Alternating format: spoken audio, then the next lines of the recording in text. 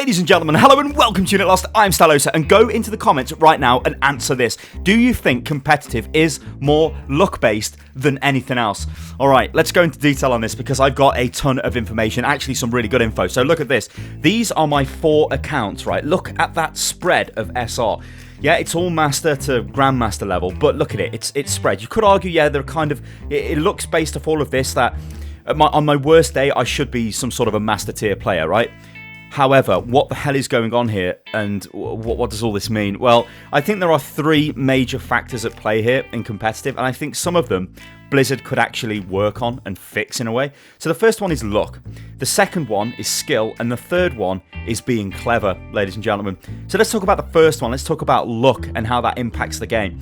Now, on the highest account that I've got, this is a Grandmaster account, which I think is unique to Grandmaster level games. The team is very flexible. Now, you will get one-trick ponies, which I really don't like it when somebody can only really play one character at that level, right? You need to be able to play other characters, because there will be times where people on your team you'll need to swap with and you'll need to do all of that stuff. At the Grandmaster level, you do have like the high top 500 one-trick pony players, like the Pharah mains, the Genji mains, and all that stuff. And that's why they're in top 500, because those heroes are very hard solo carry heroes. But we'll get onto that when I get to the skill section in a jiffy. So we're staying on luck at the moment. So yeah, a Grandmaster, basically, a team will get formed of 6 random players, right? We don't know what any of these players want to do. They'll lock in their heroes, and then they'll start to build a team. And that's great, and that's fine. But hardly any of the community plays at that level. At master level, there's much more players, and honestly, I believe this impacts everybody all down every other tier. What happens is you lose the games in the spawn room straight away. This is because you end up with 4 or 5 DPS mains and no support or no tanks, or people who don't want to play Reinhardt, people who don't want to play Winston, people who won't play Anna, people who just, like, it's terrible. Or, on the other end of the scale, you end up in a game with too many supports. And I've seen this happen, people arguing over Lucio, would you believe it, ladies and gentlemen? I mean, they'll be arguing over him once the PTR Lucio goes live, because oh my god. But anyway, arguing over Lucio and stuff like that, and it's unbelievable. It's like, guys, what's going on? Like, and they won't reason with each other. And often, if they see what they perceive to be a troll pick, like a Hanzo or an Orisa, then they just won't play. Or if they can't get the hero they want, then they just won't play. Now, what the hell is this? What is that mentality about? It is because people want to play the heroes they want to play. And it is a problem, and it is definitely a luck-based issue, because you have to win the random queue lottery to get a team that will work together. I played with a guy, I played with Val, who was a Pharah player, and he got to, I think he got to his season high playing with me. It was like almost 4.5k, like playing with me in that team, and we were just duo queuing, we were working together quite well, but all of our teams were very flexible and they worked very well together, and it was great. Then, playing with the same guy, if you guys watched on stream the other week when I played on State Bake, I think we lost something like 15 games or 16 games in a row. I mean, what the hell? So we've gone from an extremely high position to an extremely low position based, well, relative to those accounts. How is that even possible? Some of those games were very close defeats. Yes, it was unlucky. There's always going to be an element of luck in team-based games for sure. But a lot of it was because people were just like not really working together that well, and it was just a luck thing. The way Blizzard could fix this would be to allow you to select a role, much like other games do, in the competitive queue. So if I said, look, I want to be a tank, right, or a defense hero or an offense hero, then the game tries to match you with an even number of those heroes. Like, it could even do something as basic as 2 tanks, 2 supports, 2 healers, 2 DPS, and then you could work it out once you get into the game. But at least you know those players that get put together in that team are willing to do certain roles, and that would be a major advantage, because right now I just feel like you lose games, and definitely it happens more often on my lower accounts. Like, you'll just straight up lose a game in the spawn room because nobody wants to be flexible, and that is a luck issue, and it is really bloody annoying. Now let's talk about skill, because if you looked at the SR range on my accounts, as I said at the start of this video, it looks as if you take the sort of average of those, that I'm like a 3.7k, 3.8k player at worst, right? Which is pretty good. I mean, I'm proud of myself for that. But that is where I would be expected to always achieve that position in the ladder. However, ladies and gentlemen, That's not true, because if I was playing Lucio, it would be way more luck dependent and much less skill dependent from my part to actually level up to that point.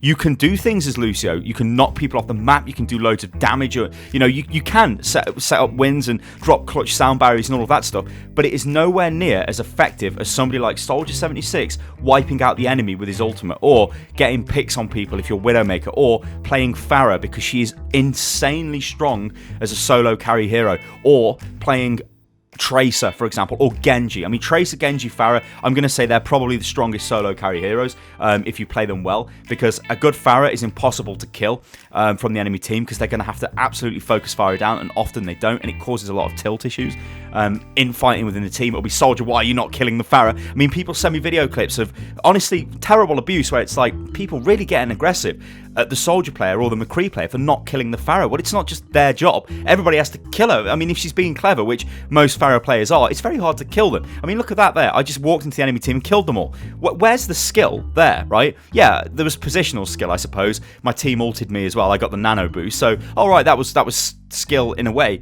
but that was an effective way of just killing the enemy team. Like, Lucio couldn't do that. And this is where there's a big problem. If you are a main of a certain hero, it's much more harder for you to level up.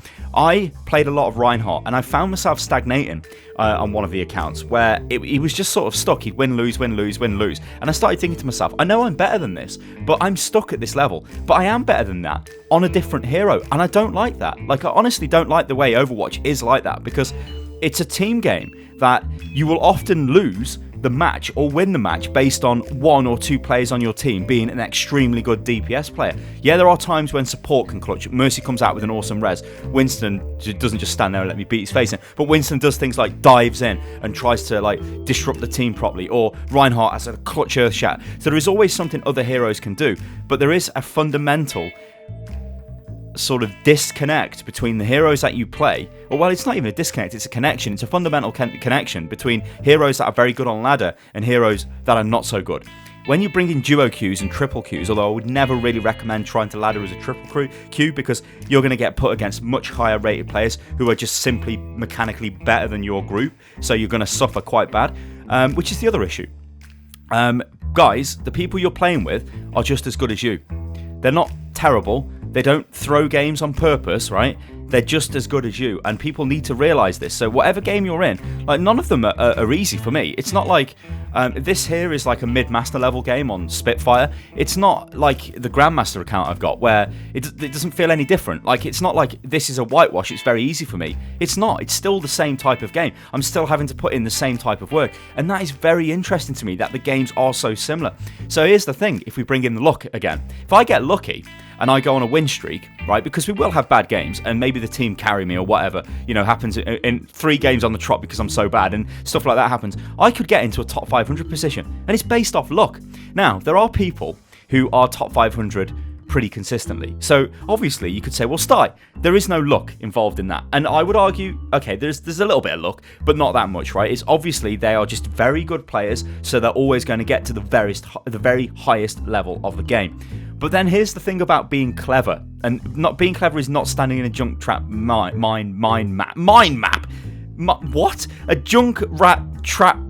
I'll just give up, ladies and gentlemen. Being clever is not that. Anyway, being clever is playing the game at certain times of the day. Now, if you look at various high-level streamers of the game, notice when they play, notice when they stream. It'll be, more often than not, early morning or very late at night in their region. You don't generally see people playing in prime time hours. The thing with that is, there's much more players online, right? So there's a much higher chance of getting people who maybe want to be a troll, maybe want to be toxic, maybe don't want to flex across every tier. Whereas if you're playing in the early hours or something like that, it's much less of a chance. So I put this into practice. I was like, okay, what's going on here?